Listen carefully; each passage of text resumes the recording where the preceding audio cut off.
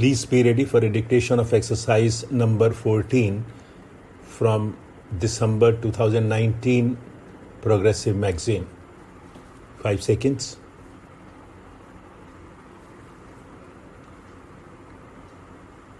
Start. It is gratifying to notice that the Indore bar has grown over the decades and produced eminent lawyers and judges whose contribution to the legal field has been significant in the mighty freedom struggle that took place prior to independence. The role displayed by the bar and its leaders in this country is memorable. Mahatma Gandhi, who held the torch of freedom struggle with unparalleled courage and dedication, was himself a lawyer. So was the case with other eminent leaders of the freedom movement like Jawaharlal Nehru, Sardar Patel, and innumerable other leaders. Legal profession in any politically organized community has got a unique place among intellectual professions. In our Constitution, we have adopted democracy as a way of life based on the rule of law and supported by the triple arch of liberty, equality, and justice. In the preamble to our Constitution, we have proclaimed these as basic guarantees under our political system. As you are aware, for a democratic system to function effectively, not only should there be meaningful checks and balances of various organs, but they must all be coordinated for ensuring the progress of a country. While the legislature, as a democratically elected body, is entrusted with all the task of deliberation and making law, the judiciary, with all the independence at its command, is entrusted with the supreme responsibility to administer justice, and that must be done according to law. Laws are made in the legislature not for adorning the statute books, but to serve the purpose of socio-economic change.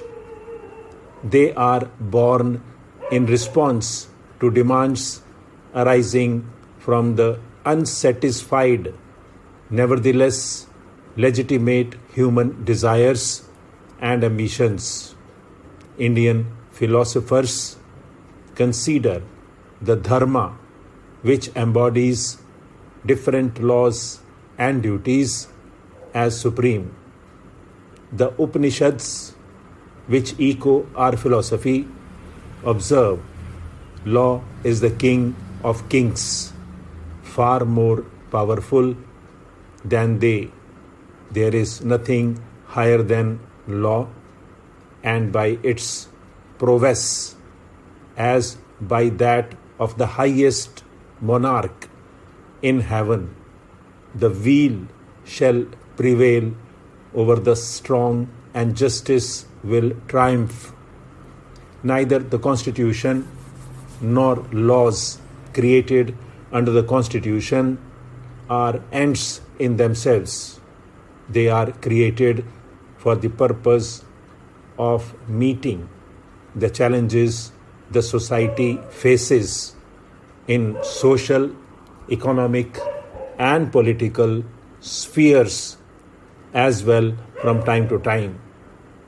Democracy is always entitled to lean on the power of the Constitution and law for the purpose of bringing about the socio-economic reforms for its poor people, the object being attainment of a welfare state. Even though we have guaranteed freedom of life, liberty, expression, and belief inter alia under our Constitution, we have yet to guarantee freedom to the teeming millions from want and ignorance. In this country, out of over 60 crore people, 80% live in the villages. It is the responsibility of those who consider themselves as the cream of the society to endeavor to ensure that not only the basic human rights of unfortunate millions are protected, preserved, and defended, but also endeavor to improve their economic conditions and life. We have to do everything to assure them that they need not go to sleep with empty stomachs in the night, but they can also wake up in the morning with the prospect of having a happy day for them and their families. It is in this delicate phenomenon of bringing about a socio-economic transformation peacefully by the force of laws derived from the Constitution, we desire that all intellectuals should play a very important role. The role of lawyers in meeting the challenges a nation faces from time to time has been ever unique.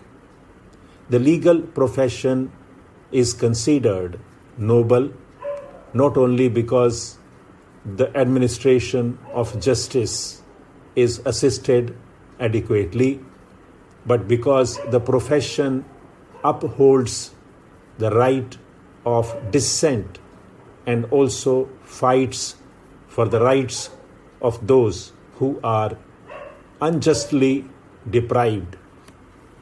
In the early days of the Greek and Roman empires, the functions of a state were exclusively confined to ensure security of the state and to administer justice. Societies from time immemorial have been conflict-ridden.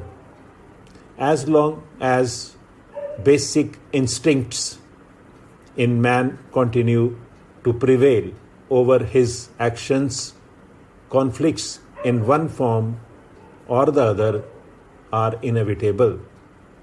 A state which fails to resolve conflicts through the instruments of law will no more enjoy the confidence of its subjects. It is in this context that members of the legal profession can help the courts in administering justice well and effectively. Justice should not be delayed, nor should justice be hurried.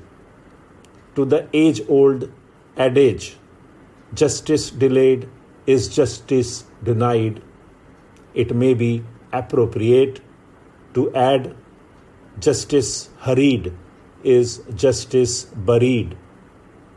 When justice is to be done between two conflicting groups or individuals, all aspects are to be carefully considered and weighed, and adequate opportunity of being heard will have to be given before delivering a verdict, because any verdict may affect the future generation as well.